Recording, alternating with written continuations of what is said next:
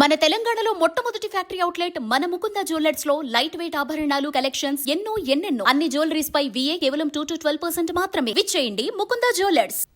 భవిష్యత్తులో Hyderabad global hub కు మారబోతోందని 2047 నాటికి 1,00,000 మెగావాట్ల విద్యుత్ అవసరం ఉంటుందని ఉప ముఖ్యమంత్రి భట్టి విక్రమార్క తెలిపారు. రాష్ట్రంలో విద్యుత్ పరిస్థితి, భవిష్యత్ అవసరాల కోసం సన్నద్ధతపై పవర్ పాయింట్ ప్రెజెంటేషన్ భట్టి ఇచ్చారు.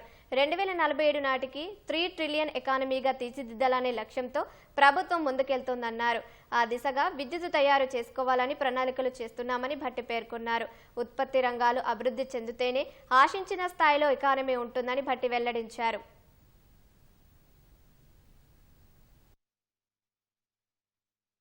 ఉత్పత్తి రంగాలు పెద్ద ఎత్తున అభివృద్ధి చెందితేనే వాటి ద్వారా ఉత్పత్తి భారీ స్థాయిలో పెరిగి రాష్ట్ర GSDPకి ఉపయోగపడుతుంది. తద్వారా మన ఎకానమీ ఆశించిన స్థాయిలో ఎదుగుతుంది. వీటన్నిటి కూడా మ్యానుఫ్యాక్చరింగ్ సెక్టర్ కానీ, ఉదాహరణకి industries, business, services, technological, robotics, smart devices, ఆ సర్వీస్ సెక్టర్ లో infrastructure, hospitals, transportation, water supply, అట్లాగే అగ్రికల్చర్ సంబంధించి వీటన్నిటికి కూడా పవర్ అనేది అత్యంత ప్రధానమైనటువంటి అంశం. ప్రతి ఉత్పత్తి రంగానికి ఎనర్జీ పవర్ అందిస్తే తప్ప ఉత్పత్తి రాదు. సో దానికోసమే మనం ఆలోచన చేయాలి. ఇప్పుడు ఈ కన్జంప్షన్ ఆఫ్ కంపారిజన్ తీసుకుంటే ప్రపంచంలో మనం తెలంగాణని ప్రపంచ స్థాయిలో ఉన్నటువంటి నగరాలతో అభివృద్ధి చెందాలని ఆశిస్తున్నాం కాబట్టి దాని కన్జంప్షన్ ఎట్లా ఉంది, మంది ఎట్లా ఉంది కూడా ఒకసారి మనం అందరం తెలుసుకోవాలి. ఉదాహరణకు యునైటెడ్ స్టేట్స్ తీసుకుంటే పర్ క్యాపిటల్ ఎనర్జీ కన్జంప్షన్ బాగా అభివృద్ధి చెందినటువంటి భూతల స్వర్గం అని మనం చెప్పుకుంటాం. దాంతో మనం పోటీ పడటం కోసం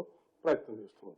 12,551 యూనిట్స్ అక్కడ US లో ఉంటే, జపాన్ లో 7,655, China 6,524, Germany 5,904, Telangana 2,349. Though it is slightly above average of India, ఈ 2,349 ఈ స్థాయిలో పోవటానికి పెంచుకోవాల్సినటువంటి అవసరం కూడా ఉంది. 2047 కల్లా $3 ట్రిలియన్ ఎకానమీగా ఈ రాష్ట్రాన్ని మార్చడానికి కావాల్సిన విధంగా ప్రణాళికలు తయారు చేసుకుని ముందుకు పోతుంది. సో $3 ట్రిలియన్ ఎకానమీగా పోవాలి అంటే ఈ రాష్ట్ర GSDP కూడా ఆ స్థాయిలో పెరగాలి.